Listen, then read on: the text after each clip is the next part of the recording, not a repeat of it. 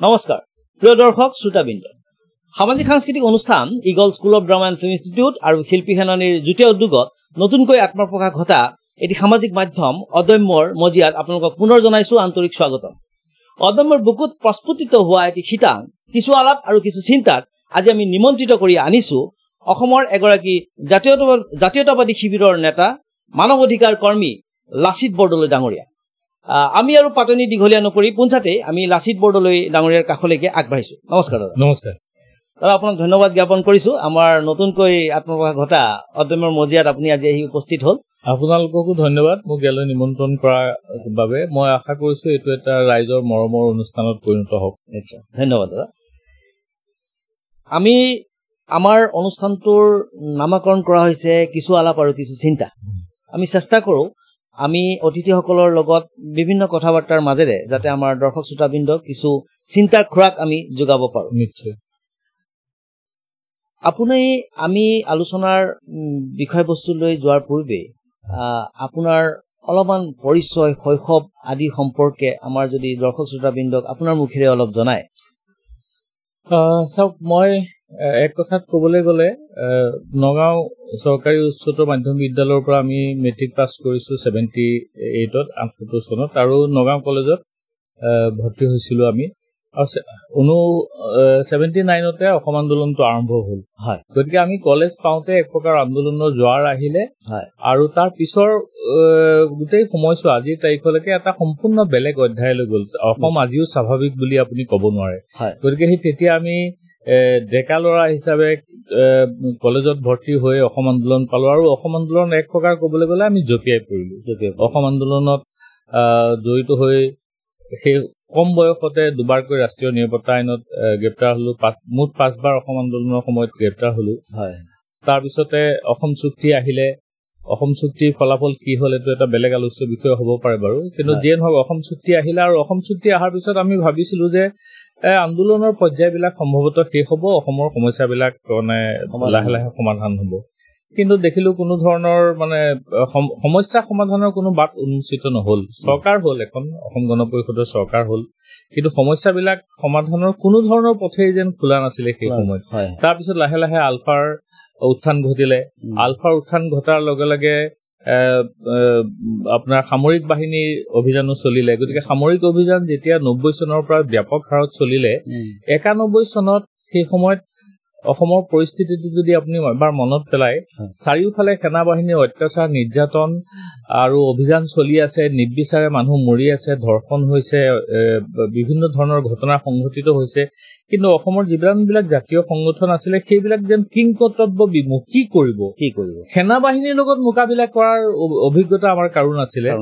গতিকে সেনা বাহিনীৰ কাম কাজত হোৱা অত্যাচাৰ নিৰ্যাতন বা গোটেই পৰিস্থিতিটো চম্ভালিবলৈ আচলতে সেই মুহূৰ্তত ছাত্ৰ সন্থাই হওক, যুৱ ছাত্ৰ পৰিষদে হওক, তেওঁলোকেও খুব এটা উপায় পোৱা নাছিলে। তেনেকুৱা মুহূৰ্ততে অসমৰ কিছু চিন্তাশীল লোক, অধিবক্তা অজিত কুমাৰ ভূঞা, পৰাগ কুমাৰ দাস, এইসকলে লগ হৈ পেলাই সেই সময়ত মানৱ অধিকাৰ এটা সংগঠন কৰাৰ চিন্তা কৰিলে যে মানৱ অধিকাৰ সংগঠন এটাৰ জৰিয়তেহে সেনা বাহিনীৰ নিৰ্বিচাৰ অত্যাচাৰটো আমি প্ৰতিৰোধ কৰিব পাৰিম আৰু মানুহক ন্যায় দিব পাৰিম, মানুহৰ অধিকাৰ ৰক্ষা কৰিব পাৰিম। আৰু 91 চনত মানৱ অধিকাৰ সংগ্ৰাম সমিতিৰ জন্ম হ'ল আৰু আমি তাত জড়িত হৈ পৰিলো। আৰু সেই যে জড়িত হৈ পৰিলো, 96 চনত সাহসী সাংবাদিক বীৰ শ্বহীদ পৰাগ কুমাৰ দাসৰ মৃত্যু হোৱাৰ পিছত মই মানৱ অধিকাৰ সংগ্ৰাম সমিতিৰ সচিব প্ৰধানৰ দায়িত্ব ললো, তাৰ পৰা অধ্যক্ষৰ দায়িত্ব ললো। গতিকে তাৰ পিছৰ সময়ছোৱা এটা মানৱ অধিকাৰ আন্দোলনৰ ইতিহাস। সেই সময়ছোৱাটো আমাৰ বহুতো অত্যাচাৰ নিৰ্যাতনৰ সন্মুখীন আমি হলো আৰু সৰ্বমুঠ 11 বাৰ তাদা আৰু ৰাষ্ট্ৰীয় আইনত আকৌ আমি বাৰে বাৰে গ্ৰেপ্তাৰ হলো। গতিকে সেইটো এটা সম্পূৰ্ণ বেলেগ অধ্যায়। তাৰপিছত আহিলে সকলো ফালে মানে ৰাইজৰ মাজত এটা ঐক্যমতৰ সৃষ্টি হ'ল যে নাই এনেকে আৰু অসমখন শেষ হৈ যাব, এটা আলোচনা হ'ব লাগে। আলোচনা হৈ পেলাই ৰাজনৈতিকভাৱে সমস্যাটোৰ সমাধান কৰিব লাগে। সেই কথাটোৰ প্ৰতি সন্মান জনাই ভাৰত চৰকাৰৰ আলোচনাৰ এটা ইংগিত দিলে। আপোনালোকে নিশ্চয় মনত আছে যে ডক্টৰ মামণি ৰয়ছম গোস্বামী বাইদেউৰ নেতৃত্বত ডক্টৰ মনমোহন সিং প্ৰধানমন্ত্ৰী হৈ আছিলে। তেখেতৰ লগত এক ধৰণৰ যোগাযোগ চলিলে। তেখেতেও আলোচনাৰ প্ৰতি সন্মতি প্ৰকাশ কৰিলে। আলফাইও সেই সদিচ্ছাৰ প্ৰতি সন্মান জনাই PCG গঠন কৰিছিলে, পিপলছ কনচালটেটিভ গ্ৰুপ। সেই PCG মামণি ৰয়ছম গোস্বামীৰ নেতৃত্বত মই কোঅৰ্ডিনেটৰ হিচাপে আছিলো। আৰু আমি তিনিলানি আলোচনা ভাৰতৰ প্ৰধানমন্ত্ৰীৰ লগত, গৃহমন্ত্ৰীৰ লগত, ৰাষ্ট্ৰীয় নিৰাপত্তা পৰিষদৰ লগত বহি এক প্ৰকাৰ আলোচনাৰ আৰম্ভ হোৱাটো আমি সুনিশ্চিত কৰিছিলো। কিন্তু তাৰ পিছতে দেখিলো যে চৰকাৰখনে যিটো ৰাজনৈতিক সদিচ্ছা প্ৰকাশ কৰিব লাগে সেইটো কৰিবলৈ সক্ষম নোহোৱাৰ কাৰণে সেইটো আলোচনাৰ প্ৰক্ৰিয়াটো স্থবিৰ হৈ পৰিলে, ভাগি হৈ পৰিলে।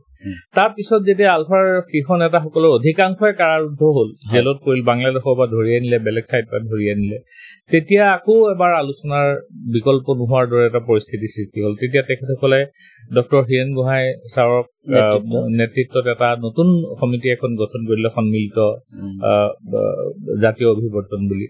তাতো আমি সমন্বয়কৰ দায়িত্ব লৈ পেলাই জাতীয় অভিৱৰ্তন পাতিলো, ৰাইজৰ মতামত ললো, চৰকাৰৰ লগত যোগাযোগ কৰা হল, আলফাৰ নেতাসকলৰ মনোভাৱ লৈ পেলাই শেষত গৈ পেলাই মুখামুখিকে আলফা আৰু চৰকাৰ এটা সময়ত আলোচনাত বহিবলৈ সক্ষম হল।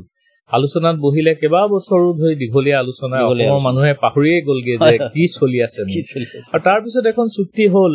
মই সেই চুক্তিখনৰ পৰ্যালোচনা নকৰো যদিও এটা কথা ঠিক যে অসমৰ মানুহে এখন পুনৰ অসম চুক্তি বিচৰা নাছিলে, যিখন চুক্তি স্বাক্ষৰ কৰাৰ পিছত ৬ বছৰীয়া আন্দোলনৰ অসম চুক্তি স্বাক্ষৰ কৰাৰ পিছত ৪০ বছৰ আমি দাবী জনাই আছো যে এখন ৰূপায়ণ হব লাগে। গতিকে তেনেকুৱা এখন চুক্তি বিচৰা নাছিলে। কিন্তু দেখা গল যে তাতোতকৈও নিম্ন মানদণ্ডৰ এখন চুক্তিহে। আচলতে চুক্তিনো কি হল আমি কোনো ধৰিব নোৱাৰিলো। গতিকে আলফাৰ গোটেই বিষয়টো সেই ধৰণেই থাকিলে। পৰেশ বৰুৱা ডাঙৰীয়াৰ নেতৃত্বত এটা গ্ৰুপ যদিও বাহিৰত আছে, আজি সেইটো এটা সম্পূৰ্ণ স্থবিৰ অৱস্থালৈ গুচি গল। আপোনাৰ ধৰক আপুনি বাতনিতে আপোনাৰ গোটেই জাৰ্ণিটোৰ বিষয়ে আমাক জনালে, আপোনাক ধন্যবাদ জ্ঞাপন কৰিছো যে আপুনি এটা খুব সংগ্ৰামী জীৱন আৰু মানে অসমখনৰ আপুনি বিভিন্ন সমস্যাৱলী খুব ওচৰৰ পৰা আপুনি দেখিছে, নহয় জানো? আপুনি প্ৰথমতে যিহেতু ক'লে যে অসম আন্দোলনত আপোনালোক তেতিয়া খুব য়ং অৱস্থাত আছিলে, ছাত্ৰ অৱস্থাতে আপোনালোক জঁপিয়াই পৰিছে। আপুনি ধৰক অসম আন্দোলনটো আৰম্ভ হোৱা আজি প্ৰায় ৫০ বছৰ হবৰ হলহি আৰু, কাৰণ অসম চুক্তিখনেই 40 ইয়াৰ্ছ হৈ গৈছে অলৰেডি। বিভিন্ন পৰ্যালোচনাৰ মাজেৰে আমি আহিম পৰৱৰ্তী কথাখিনিলে। এতিয়া আপুনি ধৰক আজিৰ সময়ত আপুনি ভাবেনে যে অসম চুক্তিৰ যে স্বাক্ষৰিত হল, এই চুক্তিখনৰ প্ৰাসংগিকতা বৰ্তমান সময়ত কিবা আছেগে বুলি আপুনি ভাবেনে? চাওক, অসম চুক্তিখন যেতিয়া স্বাক্ষৰিত হৈছিলে সেই দিশা আমি কিছু মানুহে 14 আগষ্টৰ নিশা নগাঁও চৰকাৰী উচ্চতৰ মাধ্যমিক বিদ্যালয়ৰ ৱালত আমি লিখিছিলো যে আকৌ এখন ভুৱা চুক্তি। তাৰমানে কিছু মানুহে আমি তেতিয়াই উপলব্ধি কৰিছিলো, প্ৰটেষ্ট কৰিছিলো আমি, কিন্তু খুব নগণ্য সংখ্যক। কাৰণ অসমীয়া মানুহৰ এনেকুৱা ঢৌত সেই সময়ত উঠি গল, চুক্তিখনত কি আছে কি নাই পঢ়ি চাবলৈ বা শুনিবলৈ কাৰো মানে প্ৰয়োজন নাই। আন্দোলন শেষ হৈছে, চুক্তি হৈছে, আৰু আমি 15 তাৰিখে দেখিলো মূৰত এখন আৰু কঁকালত এখন গামোচা মাৰি শ হাজাৰ হাজাৰ মানুহ আপোনাৰ ৰাজপথত সমদল কৰি আহিছে, ওলাই আহিছে। তাত চুক্তিৰ বিৰোধিতা কবলৈ যোৱা মানে বিপদৰ কাৰণ। তথাপিও আমি কিছু মানুহে সেই সময়ত বিৰোধিতা কৰিছিলো। তেতিয়াই আমি বুজি পাইছিলো, ধাৰণা হৈছিলে যে এই চুক্তিখন মানে আমাক আভুৱা ভৰা চুক্তি। গোটেই দেশত 51 চনৰ পৰা বিদেশী খেদিব আৰু আমি আন্দোলন কৰি পেলাই 71 চনলৈ পিছুৱাই আহিলো। গতিকে বেছিক কথাটো তাতে আছে। তথাপিও এই চুক্তিখনক অৱলম্বন কৰি পেলাই কিছু কাম অসম গণ পৰিষদ চৰকাৰে কৰিব পাৰিলে। কিন্তু সেই সময়ত দেখা গল যে তেওঁলোকে যিহেতু গম পাইছিলে যে এইখন ভুৱা চুক্তি, গতিকে তেখেতসকলে চুক্তিখন ৰূপায়ণৰ কোনো ধৰণৰ বিকল্প চিন্তা নকৰিলে। সেই সময়ত যদি অসম গণ পৰিষদ চৰকাৰখনে আপোনাৰ ভোটাৰ তালিকাখন ফ্ৰিজ কৰি দিলে, চব বাদ দিয়ক, আপোনাৰ ভোটাৰ তালিকাখন ফ্ৰিজ কৰি দিলে, স্ক্ৰুটিনি হব আৰু নতুন নাম ভোটাৰ তালিকাত সোমোৱাৰ ক্ষেত্ৰত কঠোৰ ব্যৱস্থা তেওঁলোকে লব। এই কামটো যদি কৰিলেহেঁতেন আজিৰ পৰিস্থিতিটো কেতিয়াও নহলেহেঁতেন। গতিকে আজিৰ তাৰিখত আৰু ইয়াৰ প্ৰাসংগিকতা কিমান আছে, মানে ইয়াক ৰূপায়ণ কৰিব পৰা যে অৱস্থা আছে সেইটো মোৰ ধাৰণা নহয়। মই একেবাৰে এতিয়া 6 নম্বৰ দফাটো খুব এটা ভাল দফা, অসম চুক্তি সুৰক্ষাৰ ব্যৱস্থা আছে, এনেকুৱা ধৰণৰ কিছুমান কথা আছে। কিন্তু যিটো মূল প্ৰশ্ন যে বিদেশী অসমৰ পৰা যাব লাগে সেইটো আৰু আজিৰ তাৰিখত সম্ভৱ বুলি মই নাভাবোঁ। কা আহি গল, কেব বলবৎ হৈ গল, গতিকে এইটোতো সম্পূৰ্ণৰূপে অসম চুক্তিখন মানে মুছলমানসকলক বাদ দি বাকী সকলো জাতি জনগোষ্ঠী ভাষা ধৰ্মৰ মানুহে নাগৰিকত্ব পালে 71 চনৰ পিছৰ খিনিও পালে, আইনগতভাৱে পালে। গতিকে তাৰ পিছত বিদেশীৰ বিৰুদ্ধে হোৱা আন্দোলনৰ চুক্তিখনৰ কিবা মূল্য আছে বুলি মই নাভাবো। এতিয়া যিটো চলি আছে এইটো সম্পূৰ্ণ এটা ধৰক ৰাজনৈতিক কথাত নিৰ্দিষ্ট এটা ধৰ্মৰ লোকক টাৰ্গেট কৰি চলি আছে, সেইটো এটা বেলেগ ইছ্যু। আপুনি ধৰক জাতীয়তাবাদী এজন শিবিৰৰ মানুহ হিচাপে অসম গণ পৰিষদৰ লগত আপুনি জড়িত হৈ আছিল নহয়? অলপ দীঘলীয়া দিনে জড়িত হৈ আছিল চাগে অসম? মই 6 বছৰমান আছিলো। 11 চনত মই যোগদান কৰি পেলাই শেষত মানে বোধহয় 16 চন মানত মই ওলাইছো। হয় হয়। অসম গণ পৰিষদৰ যেতিয়া আপুনি জড়িত হৈ আছিল, অসম গণ পৰিষদৰ নেতৃবৃন্দই এনেকুৱা ধৰণৰ বহুত সুযোগ অৱশ্যে পাইছে পুনৰ জাতীয়তাবাদৰ উত্থানৰ ক্ষেত্ৰত। এই মানে সুদীৰ্ঘ সময়ছোৱাত কেইবাবাৰো তেওঁলোকে সুবিধা নোপোৱা নহয়। যে এইটোৰ ক্ষেত্ৰত অসম গণ পৰিষদৰ বৰ্তমান নেতৃবৃন্দক আপুনি কি দৃষ্টিৰে চাব যে তেওঁলোকৰ ভূমিকা? চাওক, এনেই দুয়োজন মোৰ বন্ধু মানুহ, গতিকে মই ব্যক্তিগত কোনো কথা নকওঁ, কিন্তু সামূহিকভাৱে যদি কওঁ তেতিয়াহ'লে এনেকুৱা কথাই ক'ব লাগিব যে দলটো পুনৰ উদ্ধাৰ কৰাৰ কোনো ধৰণৰ সদিচ্ছা অসম গণ পৰিষদৰ কেন্দ্ৰীয় নেতৃত্বৰ নাই। হয়, অতুল বৰা, কেশৱ মহন্ত দুয়োজন মোৰ ব্যক্তিগত বন্ধু কাৰণে মই দুজন বুলি নকওঁ কথাটো, কিন্তু কেন্দ্ৰীয় নেতৃত্বই দলটো পুনৰ গঠন কৰাৰ আপুনি বিশ্বাস কৰক, আজিৰ তাৰিখতো অসমত সংখ্যাগৰিষ্ঠ মানুহ জাতীয়তাবাদী। আজিৰ তাৰিখতো নিশ্চয় নিশ্চয় যিমানে পৰিস্থিতি বেয়া হৈ গৈ আছে সিমানে অধিক অসমীয়া, অধিক জাতীয়তাবাদী হৈ গৈ আছে। কিন্তু সেই অসমীয়া আৰু জাতীয়তাবাদী চিন্তাধাৰাটোক আপোনাৰ ৰাজনৈতিক কথালৈ ৰূপান্তৰিত কৰাৰ ইচ্ছা, সদিচ্ছা আৰু দক্ষতা এটাও অসম গণ পৰিষদৰ নেতৃত্ব নাই। আপুনি যদি মন কৰে, কংগ্ৰেছত থাকোতে ডক্টৰ হিমন্ত বিশ্ব শৰ্মাই এসময়ত এই বুলি কৈ পেলাই মানে তেওঁ ক্ষমতালৈ পুনৰবাৰ দ্বিতীয়বাৰ আহিছিলে যে আমিহে প্ৰকৃত জাতীয়তাবাদী। আৰু আপুনি বিজেপি চৰকাৰখনো দেখিছে, তেওঁলোকে কিন্তু যেতিয়া ক্ষমতালৈ আহিছে গোটেই ভাৰতত হিন্দুৰ ইছ্যুটো তেওঁলোকৰ মূল ইছ্যু। অসমত কিন্তু তেওঁলোকে জাতি ৰক্ষাৰ ইছ্যুটো প্ৰধান কৰি লৈ পেলাই তেওঁলোকে ক্ষমতালৈ দেখা গৈছে। এইটো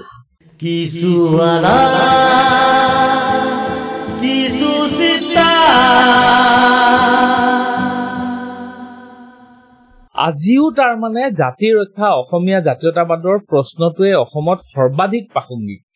কিন্তু আজি অসম গণ পৰিষদৰ পুনৰ উত্থান সম্ভৱ হবনে নহয়, বা নতুন কোনোবা আঞ্চলিক দল এটা উঠিব পাৰিব নোৱাৰে, এই কথাটোৰ এটাই উত্তৰ যে বিগত প্ৰায় 40-50 বছৰ ধৰি অসমৰ প্ৰতিজন নেতাই জনসাধাৰণক কৰা উপৰ্যুপৰি বিশ্বাসঘাতকতা, প্ৰতাৰণা, প্ৰতিজন মই কোনো এজনক মানে ৰেহাই দিবলৈ প্ৰস্তুত নহয়। মই নিজকেও ধৰি কওঁ, মই নেতা যদিও নহয় বুলি ভাবো, প্ৰতিজন নেতাই উপৰ্যুপৰি যি প্ৰতাৰণা, বিশ্বাসঘাতকতা কৰিছে, তাৰ ফলত আজি যদি সঁচাকৈ কোনোবা এজন সৎ জাতীয়তাবাদী নেতাই এটা আপোচবিহীন ৰাজনৈতিক প্ৰক্ৰিয়া এটা আৰম্ভ কৰিবলৈকো ওলাই আহে, তেতিয়াও কিন্তু ৰাইজে তাক সন্দেহৰ চকুৰে চাব, বিশ্বাস নকৰা আৰু সহজে আস্থাত নলয়। কিন্তু আপুনি এইটো বুলি ভুল নুবুজিব বা ৰাইজক দুখ নিদিব যে ৰাইজৰ জাতীয়তাবাদ নাই। ৰাইজৰ জাতীয়তাবাদ মনত আছে। উপৰ্যুপৰি বিশ্বাসঘাতকতা, প্ৰতাৰণা আৰু অসম গণ পৰিষদকে ধৰি আজিয়ে যিমানকেইটা অৰ্গেনাইজেশ্যন আছে, তাৰে আপুনি বিভিন্ন অৰ্গেনাইজেশ্যনৰ যদি আচল ৰূপ দেখে, তেতিয়াহ'লে গম পাব যে এইবিলাক আচলতে এটা ভুৱা জাতীয়তাবাদী। আৰু আপোনাৰ দেখা যায় যে আমাৰ ধৰক ছাত্ৰ সংগঠন আছুৰ কথাকে মই কৈছো, যেনিবা আছুৰ নেতৃত্ব দিয়া বহুকেইখন মুখ বৰ্তমান অৱস্থাত আপুনি কোৱা কথাটোৱে যে চৰম বিশ্বাসঘাতকতা অসমবাসী ৰাইজে কৰিছে, তাৰ প্ৰমাণ হিচাপে মুখবিলাক আছে। মই এফালৰ পৰা কৈ যাব পাৰো আপোনাক ইচ্ছা কৰিলে, নহয় জানো? আপুনি কথা ঠিকে কৈছে। বৰ্তমান সময়ত আপুনি কি ভাবে যে জাতীয়তাবাদৰ যে নতুনকে এতিয়া আমাৰ লুৰিণজ্যোতি গগৈ ডাঙৰীয়াও এটা দল কৰিছে, বা অজিত ভূঞা ডাঙৰীয়াও এটা দল কৰিছে, যে আপুনি কি ভাবে যে জাতীয়তাবাদটো সন্দেহৰ দৃষ্টিয়েটো মানুহে চাইছে, উপায় কি বুলি ভাবে? আপুনি এজন ধৰক অভিজ্ঞতা সম্পন্ন মানুহ, এইটো দিশত কিবাটো চাগে চিন্তা চৰ্চা আপুনি কৰিছে?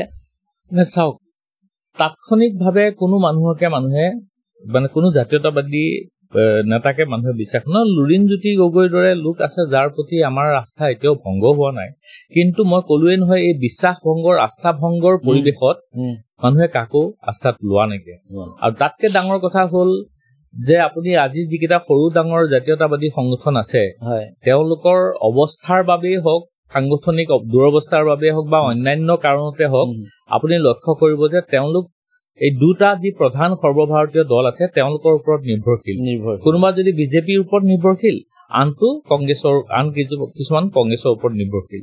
গতিকে যদি আপুনি আল্টিমেটলি কোনোবা এটা ৰাষ্ট্ৰীয় দলৰ নেগুৰত ধৰিয়ে আপুনি বৈতৰণি পাৰ হব খোজে, আপুনি স্বকীয়তাটো যদি ৰাইজে মানে বুজি পোৱাকৈ ৰাইজে বিশ্বাস কৰিব পৰাকৈ দাঙি ধৰিবলৈ সক্ষম নহয় তেতিয়াহ'লেতো আপোনাক এটা পৃথক ৰাষ্ট্ৰীয়তাবাদৰ বিপৰীতেই আঞ্চলিকতাবাদ যদিও সংঘাত নহয় ৰাষ্ট্ৰীয়তাবাদী ধ্যান ধাৰণাৰ বিপৰীতে আঞ্চলিকতাবাদী কেৱল অসমৰ কথা কোৱা এটা ৰাজনৈতিক ধাৰা আৰু সেইটোৱে যদি আপুনি আকৌ ৰাষ্ট্ৰীয়তাবাদৰ পিঠিত উঠিয়ে যদি জীয়াই থকাৰ সংগ্ৰাম কৰিবলগীয়া হয় তেতিয়াহ'লে আপোনাৰ প্ৰতি মানুহে আস্থা প্ৰকাশ কৰিব কেনেকে নিশ্চয় এইটো খুব আপুনি গুৰুত্বপূৰ্ণ কথা ক'লে যে যিটো সময়ত আচলতে অসম গণ পৰিষদে মই কৈছোঁ আপোনাক অসম গণ পৰিষদে এনে বহুকেইটা মানে মানে হেৰি পাইছে সুযোগ পাইছে নিজকে পুনৰ এষ্টাব্লিছ কৰি সেই যিটো ধাৰা জাতীয়তাবাদৰ জীয়াই তোলাৰ এইটো অৱশ্যে এটা খুব এটা জটিল সন্ধিখনত আমাৰ গোটেই অসমীয়া জাতিটো আছে বুলি আমি ধৰিব পাৰো নহয় জানো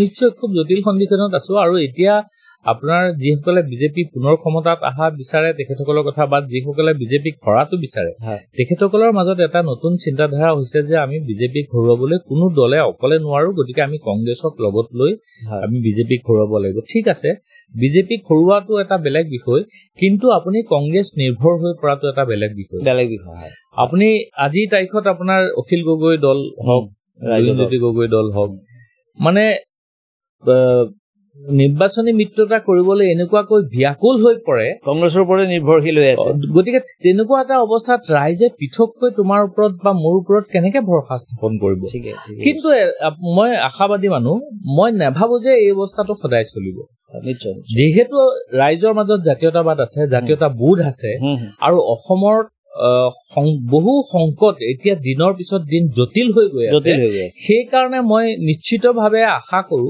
যে অহা দিনবিলাকত পৰিস্থিতিৰ এনেকুৱা পৰিৱৰ্তন হ'ব যে আকৌ এটা প্ৰকৃত জাতীয়তাবাদী শক্তি থিয় হ'ব আজি আপোনাৰ যিবিলাক ৰাজনৈতিক দলৰ কথা বাদেই দিয়ক যিবিলাক সামাজিক সংগঠন জাতীয় দল সংগঠন বুলি কয় মই জাতীয় দল সংগঠন বুলি ক'বলৈ বেয়া পাওঁ কোনোবা এটা সেনা এটা খুলি দিলে জাতীয় সংগঠন এটা হৈ নাযায় কিন্তু সেই তেনেকুৱা ধৰণৰ যিমানবিলাক সংগঠন সৃষ্টি হৈছে যি জাতিৰ কথা কয় তেওঁলোকৰ কিন্তু কাম কাজ ভূমিকা আচৰণ এইবিলাকে ৰাইজক কিন্তু আকৰ্ষিত কৰাৰ পৰিৱৰ্তে বিতৃষ্ণাহে ৰাইজৰ মনত সৃষ্টি কৰিছে যথেষ্ট সন্দেহজনক ভূমিকা বহুতে কয় যে পইচাৰ কাৰণে আমুক সংগঠন চলে কোনোবাই কয় যে ৰাজনৈতিক ক্ষমতা এনেকুৱা ধৰণৰ অগণন অভিযোগ সেইবিলাক সংগঠনৰ প্ৰতি আছে গতিকে মই ভাবো যে এই অৱস্থাটোৰ পৰিৱৰ্তন হ'ব আৰু প্ৰকৃততে অসমক ভাল পোৱা বহু আমি লোক দেখিছো যিবিলাকে কোনো ধৰণৰ স্বাৰ্থৰ কথা নাভাবি পেলাই নিজৰ স্থিতিত অটল হৈ আছে সেই মানুহখিনি যদি গোট খায় আৰু এটা কথা আপুনি মনত ৰাখিব অসমৰ জাতীয়তাবাদী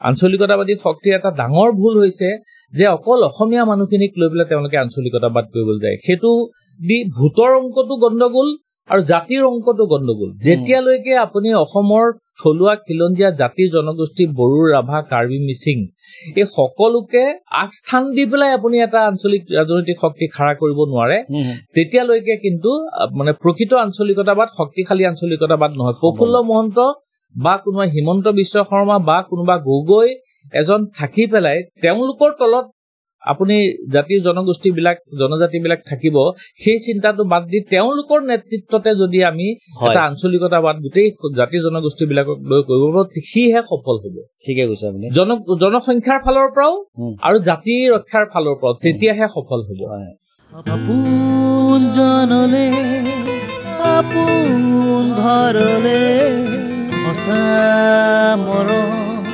সঁচা পোৱা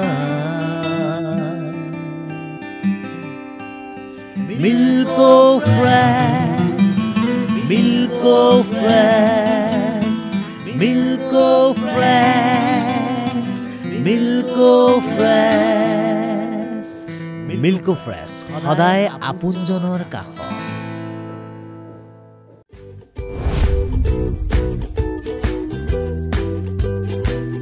Milk Oil Fresh, true taste. Milk Oil Fresh.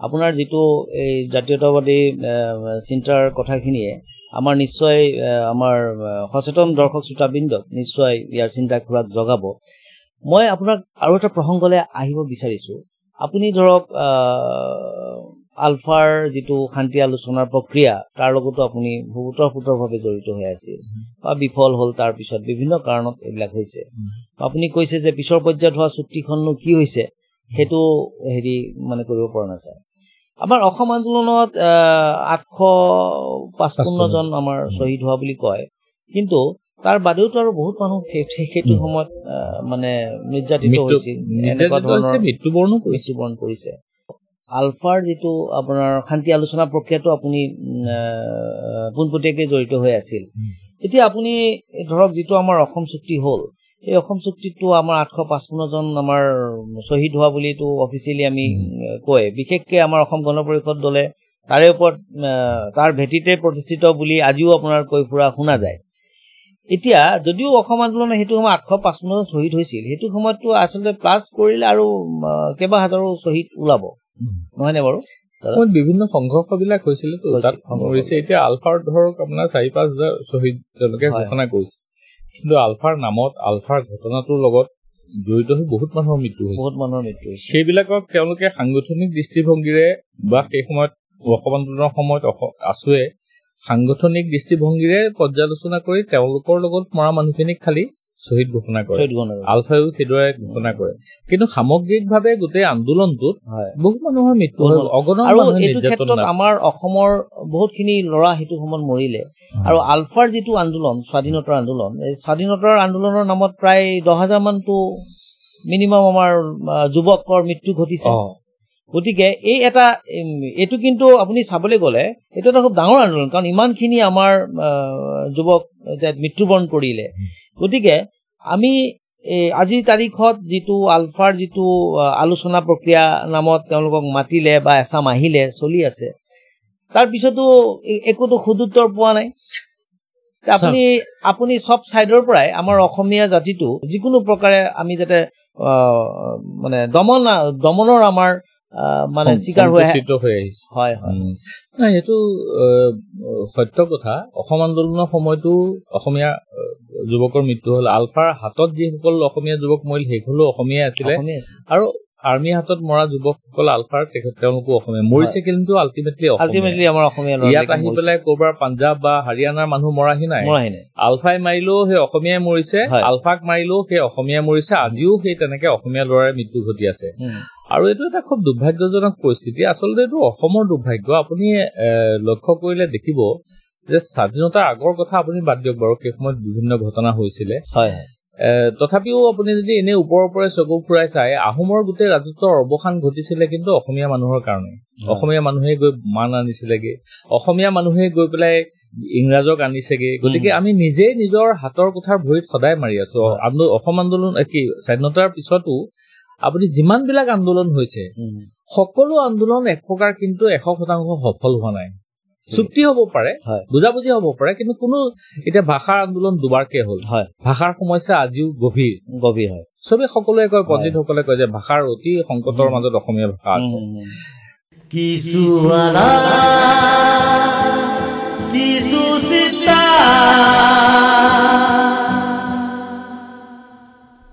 শোধনাগাৰৰ পৰা আৰম্ভ কৰি এনেকুৱা প্লাইউডৰ বিৰুদ্ধে বিভিন্ন যিবিলাক আন্দোলন হৈছিলে যে আমাৰ ইয়াৰ সম্পদ মানে আমি পাব লাগে সেইটো আজি এটা মৰিচিকাত পৰিণত হ'ল আজি সেই কথাটো কবলৈও মানে আপোনাৰ উপায় নাইকিয়া অৱস্থা হ'ল অতি কেইদিনমান আগতে হোৱা নদী বান্ধটোৱে আপুনি ধৰে প্ৰতিটো ক্ষেত্ৰতে নদী বান্ধৰ সন্মুখত দি পেলাই আমি এটা জলবোমাৰ ওপৰত মানে এটম বোমাৰ ওপৰত অসমখন বহুৱাই দিছে অসম আন্দোলন হ'ল বিদেশীৰ বিৰুদ্ধে বিদেশী খেদাটো বাদেই নতুনকৈ আহাটো আমি বন্ধ কৰিব নোৱাৰিলো আলফাৰ যেটো আন্দোলন যে আমাৰ মানে স্বাৱলম্বিতা লাগে অৰ্থনৈতিক ৰাজনৈতিক সাংস্কৃতিক স্বাৱলম্বিতা লাগে আমি স্বাৱলম্বী হ'ব লাগে স্বনিৰ্ভৰশীল হ'ব লাগে আৰু নিজৰ ভৱিষ্যতৰ সিদ্ধান্ত নিজে ল'ব পাৰিব লাগে জাতিটো মূল কথা ৰাজনৈতিক কথা সেইটোৱে আছিলেতো সেইটোৰ বাবে তেওঁলোকে স্বাধীনতা বিচাৰিছিল কিন্তু আজি চুক্তি হোৱাৰ পিছত বা বাকী পৰেশ বৰুৱাৰ নেতৃত্বৰ যিটো তাৰ অৱস্থাটো চাই পেলাই এটাই আপোনাৰ মনলৈ আহিব যে আমি যিটো পৰ্যায়ত এই সংগ্ৰামবিলাক আৰম্ভ হৈছিলে তাতকৈ আজিৰ পৰ্যায় আৰু বেছি বেয়ালৈ গৈ আছে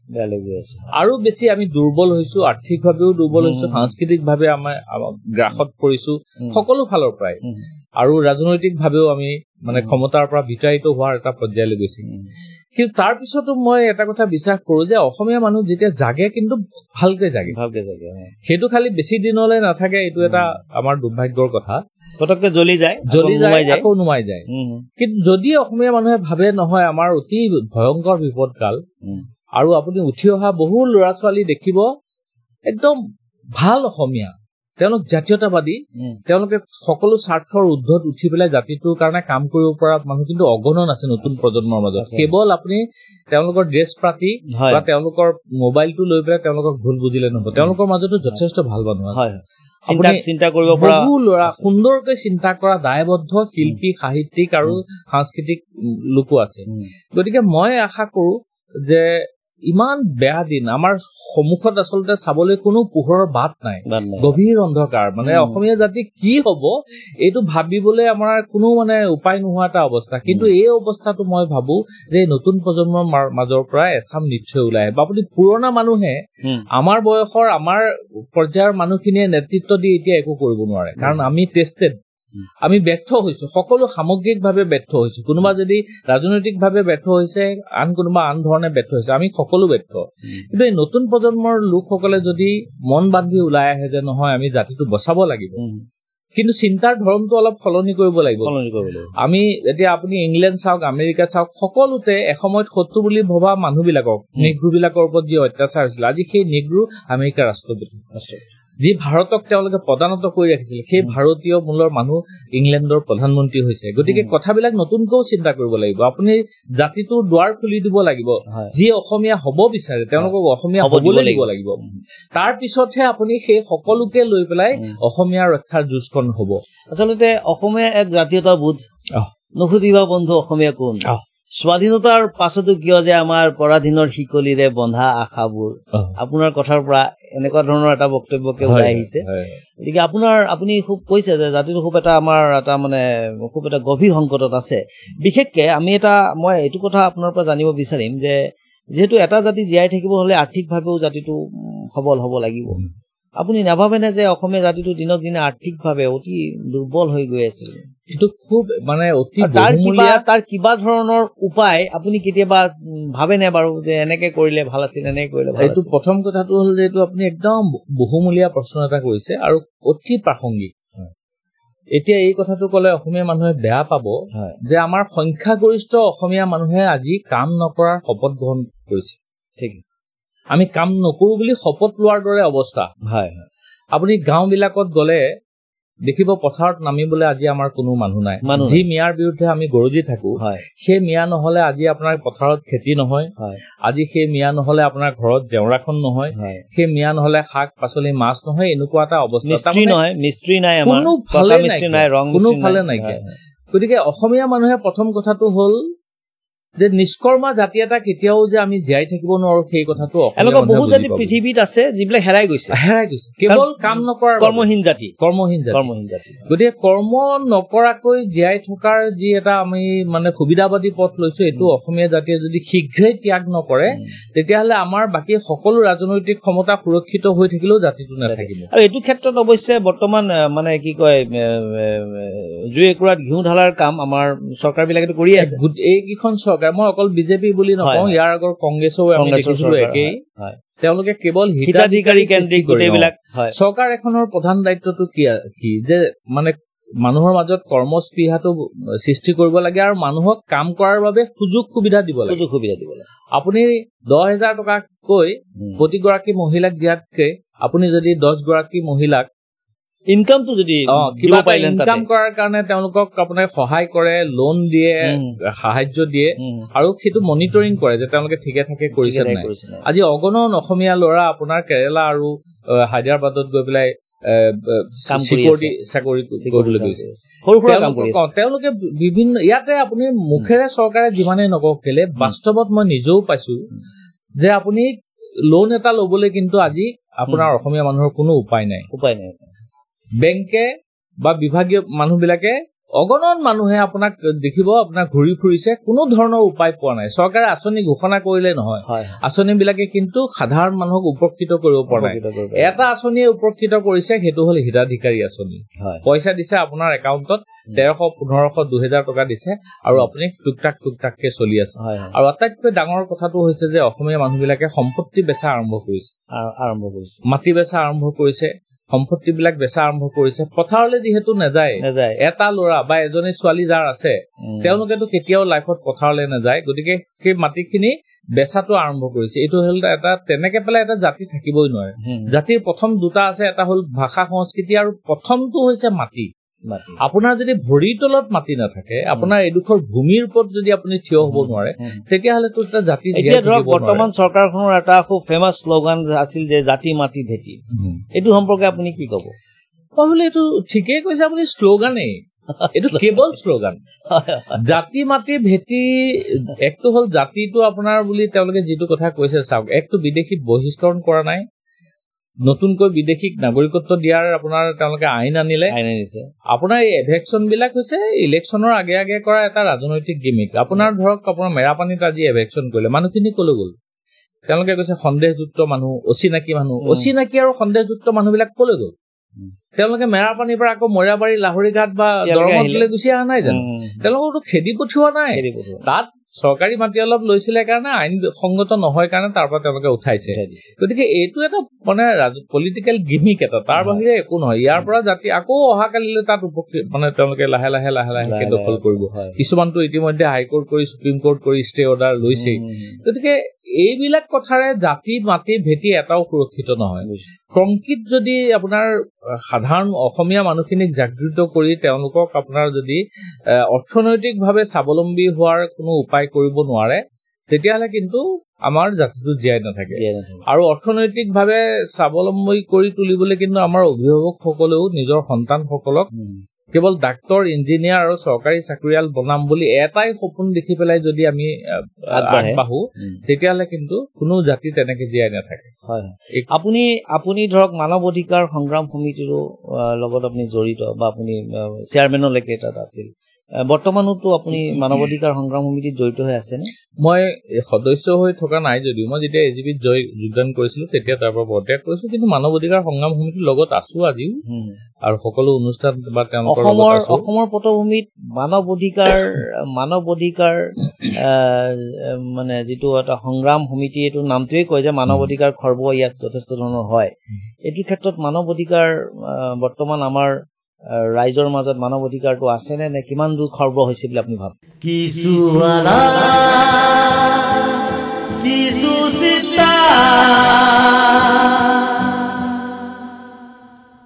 চাওক প্ৰথম কথাটো হ'ল যে ৰাষ্ট্ৰসংঘই কিছুমান চনত কিছুমান ঘোষণা পত্ৰ জাৰি কৰি পেলাই কি আমাৰ মানৱ অধিকাৰ প্ৰাকৃতিক মানৱ অধিকাৰ বিলাকৰ বাদ দিও কি মানৱ অধিকাৰ এটা জাতিৰ এজন ব্যক্তিৰ এগৰাকী মহিলাৰ এটা শিশুৰ থাকিব লাগে তেওঁলোকে পাব লাগে বা চৰকাৰে সেইখিনি ব্যৱস্থা কৰিব লাগে সেইবিলাক সুনিৰ্দিষ্ট কৰা আছে মই বহল ব্যাখ্যা নিদো কিন্তু আপোনাৰ যি প্ৰথম দুখন আপোনাৰ ৰাষ্ট্ৰসংঘৰ চনদ মানৱ অধিকাৰ চনদৰ পিছত প্ৰথম দুখন চনদ হ'ল এটা হ'ল অসামৰিক ঘোষণা পত্ৰ আৰু সিটো হ'ল আৰ্থ সামাজিক আৰু ৰাজনৈতিক ঘোষণা পত্ৰ আৰু এই দুইখন ঘোষণা পত্ৰৰ 1 নম্বৰ দফাটো হৈছে যে পৃথিৱীত থকা সকলো জাতিয়ে নিজৰ ভৱিষ্যত নিজে ঠিক কৰাৰ অধিকাৰ পাব লাগে অৰ্থাৎ আত্মনিয়ন্ত্ৰণৰ অধিকাৰ ৰাইট টু সেল্ফ ডিটাৰমিনেশ্যন বুলি কয় আত্মনিয়ন্ত্ৰণ মানে স্বাধীনতা নহবও পাৰে আত্মনিয়ন্ত্ৰণৰ অধিকাৰ পাব পাৰে আপুনি কেনেদৰে জীয়াই থাকিব কি কৰিব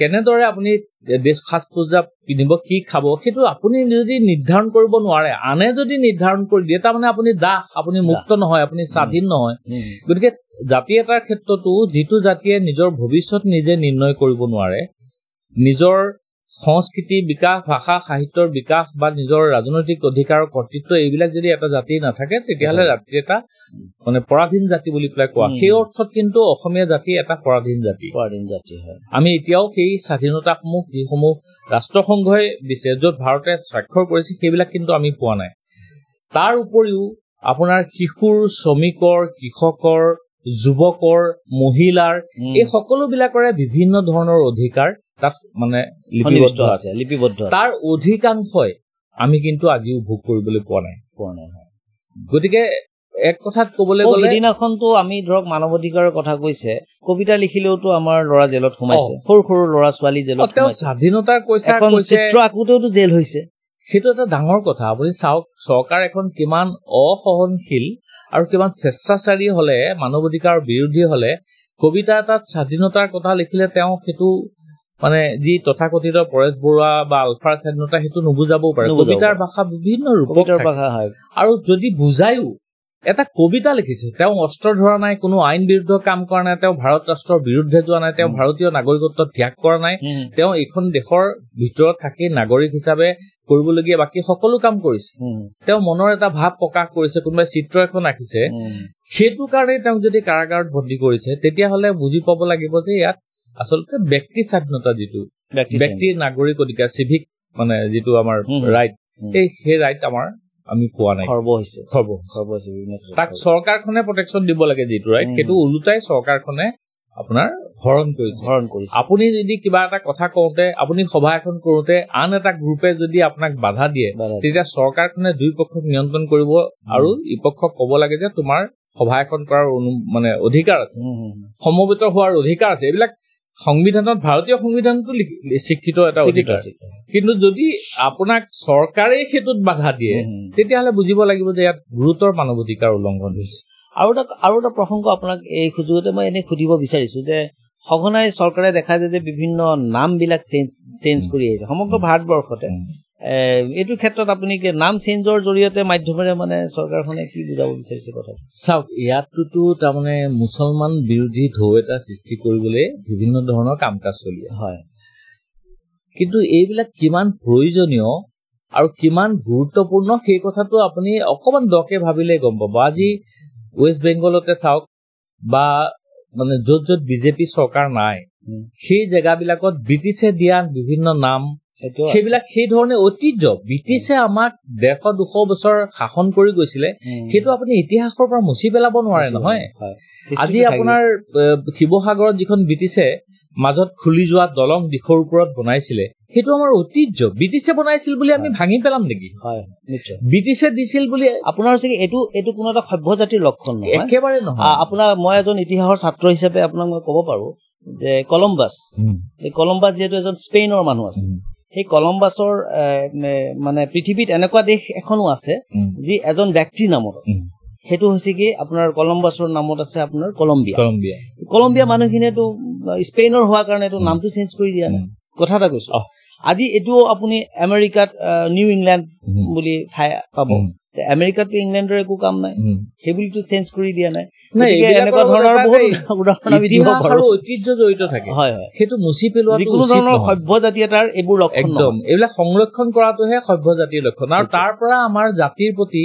আমাৰ ভাষাৰ প্ৰতি আমাৰ সংস্কৃতিৰ প্ৰতি কোনো ধৰণৰ ভাবুকি অহা নাই আপুনি এতিয়া ঢাকাই প্ৰতি নামটো ৰূপকৰ চক কৰিছে মই বেয়া পোৱা নাই ঠিক আছে ৰূপকৰ জ্যোতিপ্ৰসাদ আগৰৱালাৰ নামত গোটেই অসমখন দিলেও মই বেয়া নাপাওঁ সেইটো কথা এটা বেলেগ কথা কিন্তু ঢাকাই প্ৰতি যিটো ঘটনাৰ সূত্ৰপাতৰ পৰা সেই নাম সলনিৰ কথাটো আহিলে সেই ঘটনাটোৰ লগতো এই নামটোৰ কোনো সম্পৰ্ক নাছিল আপোনাক মই উদাহৰণ হিচাপে দুটা মই ৱৰ্ল্ডৰ উদাহৰণ দিলোৱে এনেকুৱা ধৰণৰ বহুত উদাহৰণ আছে অগণন আছে গতিকে এইটো এক প্ৰকাৰ গেমিকে আৰু আমাৰ মানুহে ক'ৰবাত এইটো একচেপ্ট কৰিছে মানে আমাৰ মানুহে অসমীয়া মানুহ খুব সহজ সৰল গতিকে যেতিয়া ঢাকাই প্ৰতি নামটো আৰু বহুতে ঢাকাপতি নামটো কিয় হৈছিল সেইটোও জনা নাছিল চৰকাৰে কওঁতেহে গম পাইছে যে ঢাকাৰ পৰা আগৰ আহা মানুহ ইয়াত আছিলে কাৰণে ঢাকায়া হৈছিলে আৰু এটা সময়ত গোটেইখন এখন দেশ আছিলে গতিকে ঢাকাৰ পৰা ইয়ালে মানুহ অহাটো সেই সময়ত কোনো বাধাও নাছিলে উদাহৰণস্বৰূপে আমাৰ ধৰক ইয়াতে আছিল আপোনাৰ চীনাপতি আছিল আগত কংগ্ৰেছৰ দিনত চীনাপতিটো নামটো চেঞ্জ কৰি আমিনপতি কৰিলে চীনাপতিত আগতে চীনা ব্যৱসায় কিছু আছিল তাৰপিছত নাথাকাৰ কাৰণে সেইটো হেৰি হ'ল গতিকে কংগ্ৰেছৰ দিনতো নাম চেঞ্জ হৈছে কিন্তু চেগা চুবুৰীয়াকে ক'ৰবাত হৈছে অলপ হৈছে এওঁলোকে পৰিকল্পিতভাৱে হৈছে এইবিলাক পলিটিকেল গিমিক ইয়াৰ পৰা ৰাজনৈতিক লাভ হ'ব বুলি পেলাই এওঁলোকে ভাবে আৰু কিছু মানুহ মানসিকভাৱে সন্তুষ্টও হয় গতিকে সেই সন্তুষ্টিটো এওঁলোকক সমৰ্থনলৈ ৰূপান্তৰ কৰিব বিচাৰে তাৰ বাহিৰে এই কথাবিলাকৰ কিমান গুৰুত্ব আছে মোৰ সন্দেহ আছে এতিয়া আপুনি ধৰক বিভিন্ন দিশত আপুনি কাম কাজ কৰি আহি আপুনি আজি এই পৰ্যায়ত আহি যে উপনীত হৈছে আৰু আপুনি এটা কথা কৈছে যে আপুনি এজন টেষ্টেড মানুহ হৈছে বুলি কিন্তু আপুনি ধৰক এতিয়াও আপুনি ধৰক কিবা এখনটো প্লেটফৰ্মৰ জৰিয়তে বিশেষ ৰাজনৈতিক প্লেটফৰ্মৰ মঞ্চৰ জৰিয়তে আপুনি এই দিশত সঠিক দিশত কাম কৰাৰ কাৰণে আগ্ৰহী নহয় নেকি? মাজে মাজে মই ভাবো মই কৰিলেতো আঞ্চলিকতাবাদী মানুহ, জাতীয়তাবাদী মানুহ, গতিকে মই আঞ্চলিকতাবাদী কৰিব লাগিব। ৰাষ্ট্ৰীয় কোনো দললৈ নাযাওঁ, ভাল হওক বেয়া হওক, কংগ্ৰেছ হওক বিজেপি হওক, মই সেই দললৈ নাযাওঁ। গতিকে মই আঞ্চলিক দল এজিপিত থাকোতে বৰ্তমানৰ পৰা টিকট বিচাৰিছিল, আমি বিচাৰিছিলো 11 চনত। গতিকে যদি ৰাজনীতি কৰো আঞ্চলিকতাবাদী ৰাজনীতিয়ে কৰিম। অসমৰ কথা কৈ আহিছো, অসমৰ কথাই কৈ যাবলৈ বিচাৰো মৰালৈকে। কিন্তু এই মুহূৰ্তত যিটো ৰাজনৈতিক পৰিস্থিতি, মাজতে ভাবিছিলো অলপ গুৰুত্ব সহকাৰে ভাবিছিলো, কিন্তু এই সময়ত যিটো ৰাজনৈতিক পৰিস্থিতি, মই ভিতৰৰ পৰা কোনো ধৰণৰ উৎসাহ বোধ কৰা নাই যে মই এইটো ৰাজনৈতিক দলত যোগদান কৰো। নিৰ্বাচন খেলাৰ কোনো ইচ্ছা এতিয়া আৰু নাই, আৰু সেইটো মই সম্পূৰ্ণৰূপে বাৰু ত্যাগ কৰিছো। কিন্তু ৰাজনৈতিক মঞ্চ এখনত থাকি মোৰ বক্তব্য, মোৰ কথাখিনি কবলৈ মন আছে, কিন্তু সেইটোৰ কাৰণে মই যিটো উৎসাহ ভিতৰৰ পৰা পাব লাগে সেই উৎসাহটো মই পোৱা নাই। গতিকে এতিয়ালৈকে একো সিদ্ধান্ত লোৱা নাই, কিন্তু নকৰিম বুলি মই নাভাবো। কৰিব পাৰো, যিকোনো মুহূৰ্তত সিদ্ধান্ত লব পাৰো, কিন্তু কৰিলেও মই আঞ্চলিকতাবাদী এটা ৰাজনীতিতে অংশগ্ৰহণ কৰিম, এইটো নিশ্চিত। আপুনি এতিয়া ধৰক যিটো আমি আপোনাৰ লগত আমাৰ অসম গণ পৰিষদ হওক বা আমাৰ স্বাধীন অসমৰ দাবীত আলফা আন্দোলনেই হওক বা বৰ্তমানৰ চৰকাৰখনৰ কিছু আমি কাম কাজ সম্পৰ্কে আমি চেগা চুবুৰীয়াকৈ অকণমান আলোচনা কৰিলো আপোনাৰ লগত। এনে আপুনি ধৰক এনেকুৱা ধৰণৰ কি আহ্বান জনাব আমাৰ মানে অসমীয়া নতুন যুৱক যুৱতীক বা অসমীয়া জাতিটোৰ প্ৰতি? যথেষ্ট আহ্বান জনাইছে, তথাপিও আপোনাৰ মাজৰ পৰা কি আহ্বান জনাব আৰু এইবোৰ প্ৰেক্টিকেলি আমি কিদৰে আগবঢ়াই নিব তেওঁলোক? প্ৰথম কথাটো হ'ল যে অসমীয়া মানুহে নিজৰ মানসিকতাৰ অলপ পৰিৱৰ্তন ঘটাব লাগিব। আমি 1 নম্বৰ, আপুনি দেখিব অগণন ঘৰত আমাৰ এটা সন্তানৰ পিছত দ্বিতীয় সন্তানটোৰ কথা নাভাবে। সি আমাৰ জনসংখ্যা দ্ৰুতভাৱে হ্ৰাস পোৱাত এটা খুব গুৰুত্বপূৰ্ণ অৰিহণা যোগাইছে। সেই কথাটো মুকলিকে কবলৈও দিগদাৰ, তথাপিও মই কৈছো জনসংখ্যাটো দ্ৰুতভাৱে হ্ৰাস পাই গৈ আছে আমাৰ 1। 2 নম্বৰ কথাটো হ'ল যে আমি নিজৰ সন্তানক আচলতে মানুহ হোৱাৰ শিক্ষা দিয়াৰ পৰিৱৰ্তে আমি চিকিৎসক আৰু অভিযন্তা হোৱাৰ দীক্ষা দিয়াৰ প্ৰক্ৰিয়াটো বন্ধ কৰিব লাগিব। আমি সুশিক্ষা দিব লাগে, ভাল বা বেয়াৰ জ্ঞান দিব লাগে, আৰু তাক সকলো কৰাৰ কাৰণে উৎসাহ দিব লাগে। যিয়ে কৰে সেইটোত মাক বাপেকে মানে সহায় কৰিব লাগে। আৰু 3 নম্বৰ কথাটো হৈছে যে মই ভাবো যে অসমীয়া মানুহে কাম কৰাৰ প্ৰক্ৰিয়াটো আকৌ আৰম্ভ কৰিবই লাগিব। তাৰ কোনো বিকল্প নাই, কোনো চমু পথ নাই। কাম আমি কৰিব লাগিব, আমি খেতি কৰিব লাগিব, আমি মিস্ত্ৰী কৰিব লাগিব, আমি ব্যৱসায় কৰিব লাগিব। এতিয়া সকলো কামৰ পৰা আমি নিজে নিজে আঁতৰি আহিছো। আমাৰ ধৈৰ্যটো কম, কষ্ট কৰাৰ বাবে মানে আমি মাটি বিক্ৰী কৰি টাউনত অকমান মাটিতে থাকিবলৈ লৈছে, ঘৰটো বনাই আমি সুধিলে কব যে গাঁৱৰ পৰিৱেশ পৰিস্থিতি বৰ বেয়া, ল'ৰা ছোৱালীকেইটা কিদৰে ডাঙৰ দীঘল কৰিব, স্কুলত দিবলৈ আনিছে। গতিকে এই কথাবিলাক, এই মানে তুলুঙা কথাবিলাক আমি বাদ দি পেলাই আমি গভীৰভাৱে জাতিৰ প্ৰতি অহা সংকটটো আমি উপলব্ধি কৰিব লাগিব। আৰু এটা কথা বুজিব লাগিব যে অৰ্থনৈতিকভাৱে স্বাৱলম্বী আৰু শক্তিশালী নহলে, কৰ্মত নহলে কোনো ঠাই খালী নাথাকে, অন্য মানুহ আহিবই। আমি যদি কোনেও চুলি নাকাটো, বাহিৰৰ পৰা মানুহ আহি চুলি কাটিব। আমি যদি কোনেও কাঠমিস্ত্ৰী কাম নকৰো, আন মানুহ আহি কৰিব। আমি যদি কোনেও পকা মিস্ত্ৰী কাম নকৰো, টাইলছ মিস্ত্ৰী কাম নকৰো, আমি যদি পাইপৰ কাম নকৰো, আমি যদি খেতি নকৰো, আমি ধান নেমাৰো, আমি যদি কোনো ধৰণৰ কামেই নকৰো, সেইবিলাক কাম আনে কৰিবই। আৰু তাৰপিছত আমি হামৰাও কাঢ়ি একো লাভ নাই। গতিকে অসমীয়া মানুহে সকলো কাম কৰাৰ মানসিকতা আমি গঢ়ি তুলিব লাগিব। আৰু চৰকাৰখনলৈ মই এটাই আহ্বান জনাম যে আমাক তেওঁলোকে ৰাজনৈতিক স্বাৰ্থ পূৰণ কৰিবলৈ আমাক হিতাধিকাৰী সজাই 1000, 2000, 5000, 10000 টকা দিয়া বন্ধ কৰি পেলাই কাম কৰাৰ বাবে উৎসাহ যোগাব লাগে আৰু সা সুবিধাখিনি দিব লাগে, কৰ্মত কৰি তুলিব লাগে। কৰ্মত জাতি এটাহে পৃথিৱীত জীয়াই থাকিব পাৰিব। গতিকে কৰ্মত কৰাৰ কাৰণে বিভিন্ন ধৰণৰ চৰকাৰী কেৱল আঁচনিবিলাক ঘোষণা কৰাৰ পৰিৱৰ্তে সেইবিলাক আপোনাৰ যদি ৰূপায়ণ কৰে, অসমীয়া থলুৱা খিলঞ্জীয়া জনজাতি মানুহখিনিক যদি বিভিন্ন ধৰণৰ কাম কৰাৰ কাৰণে আপোনাৰ উৎসাহ জনায়, সহায় কৰে, সহযোগ কৰে, তেতিয়াহে জাতিটো কৰ্মত হ'ব, শক্তিশালী হ'ব, আৰু তেনেকুৱা জাতি এটাহে জীয়াই থাকিব। নিশ্চয়। প্ৰিয় দৰ্শক শ্ৰোতাবৃন্দ, আমি আজি আমাৰ মানৱ অধিকাৰ কৰ্মী আৰু জাতীয়তাবাদী শিবিৰৰ লগত জড়িত, তাৰ লগতে আলফাৰ পিষ্টকৰ লগত জড়িত আমাৰ এজন মানৱ অধিকাৰ কৰ্মী আমাৰ লাচিত বৰদলৈ দাদাক আমাৰ মজিয়াত পালো।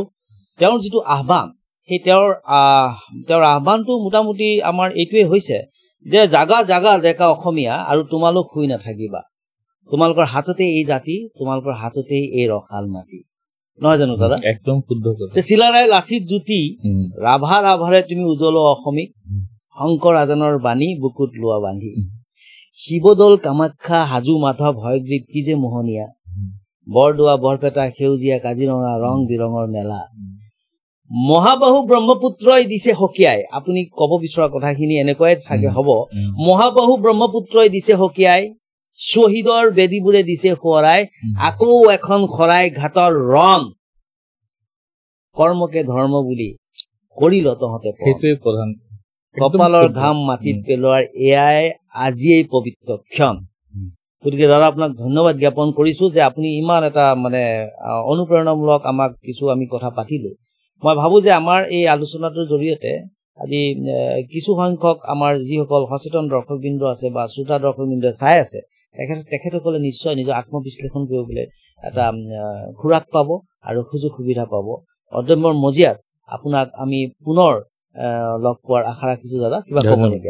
নাই, ধন্যবাদ জনাইছো আৰু আশা কৰিছো যে অসমীয়া মানুহক সচেতন কৰাৰ কাৰণে, উদ্যমী কৰাৰ কাৰণে আপোনালোকে যি প্ৰচেষ্টা চলাইছে, উদ্যম এটা সুন্দৰ নামো দিছে। মই আশা কৰিছো আপোনালোকৰ এই প্ৰচেষ্টা অধিক শক্তিশালী হ'ব আৰু ৰাইজে আঁকোৱালি ল'ব। ধন্যবাদ। তেনেহ'লে প্ৰিয় শ্ৰোতা দৰ্শকবৃন্দ, আজি আমাৰ মজিয়াৰ পৰা আমি বিদায় মাগিছো। অহা খণ্ডত পুনৰ এগৰাকী আমি বিশিষ্ট নিমন্ত্ৰিত অতিথিৰ সৈতে পুনৰ আমি আপোনালোকৰ মুখামুখি হ'ম। আজিলৈ সামৰিছো, নমস্কাৰ।